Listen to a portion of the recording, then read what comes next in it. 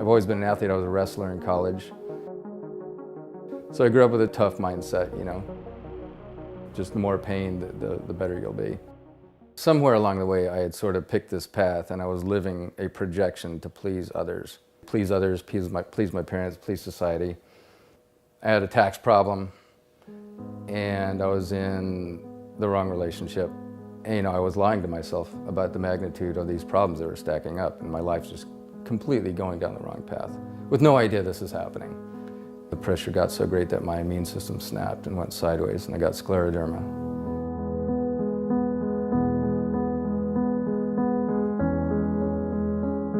Scleroderma, your cells spit out too much collagen. The bad news is it gets in your internal organs, like if it takes out your lungs or your heart, your kidneys, you're just gone. There's no cure for it, right? And the kind I got took me down very hard and fast. Basically every day for 3.5 years, I woke up, feel like you have a red wine hangover, and you feel like you have a bad flu, and everything tightens up, your skin tightens up. I couldn't stand up straight at one point.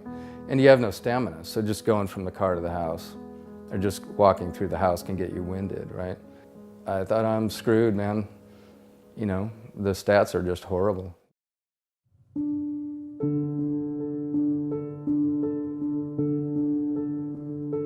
There was an article, Ecstasy Approved for Trial in Marin. I thought, that's interesting. I've never had MDMA, and I wonder what it does. And I did a little research on it and read about how they combine psychotherapy with it and what it does. And something just clicked in my gut and said, this is going to be very helpful for you. To get into the study, I had to have a clean urine test. And Dr. Phil Wolfson said, John, you have to get off the opiates. Here's the tapering schedule. And I took the tapering schedule home. I looked at the clock. It was like 3 p.m. And I thought the last one I put in my mouth was 9 a.m. That's it. I'm not putting another one in my mouth.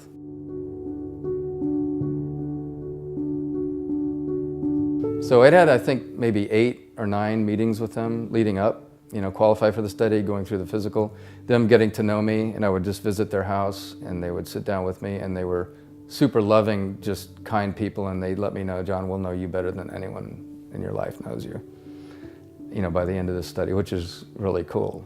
You schedule a dose day, which is you show up at 9:30 a.m., and I have trepidations. I'm just like lit up with like anxiety, and but also excited, you know. First of all, after being in pain for 4 years, you know, and feeling mentally and physically like just like dog shit.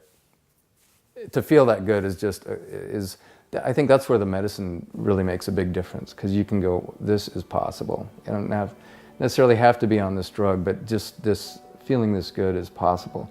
You know, you get blankets, blindfold if you want it, you know, ambient music or headphones, and these 2 loving, caring people that are so good at what they do, and they let you just kind of disappear into your head for a while.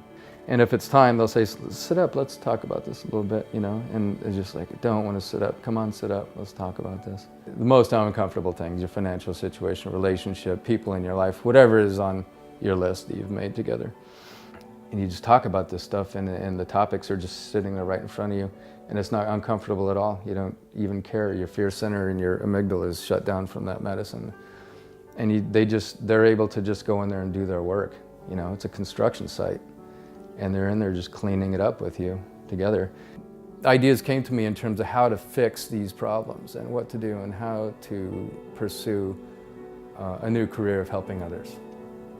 And it's kind of appeared to me as to how I would help people. I had an idea, which is, you know, a nonprofit that would create some tools to help people that get knocked on their ass like I did.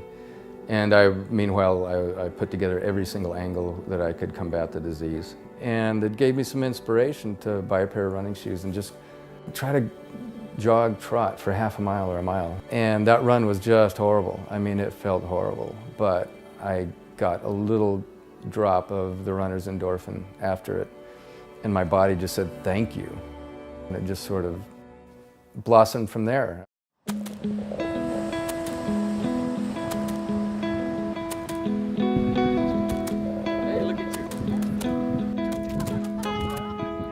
I went back and got a national membership at a yoga studio. I do yoga every single day. Just walking this way. Something I've always wanted to do is to be a personal trainer, you know, and I got certified also to teach aerial yoga, which is Wonderful modality, especially since that modality helped me kind of unbind a lot of myofascial tissue. I can stand up straight. I'm super mobile compared to what I was.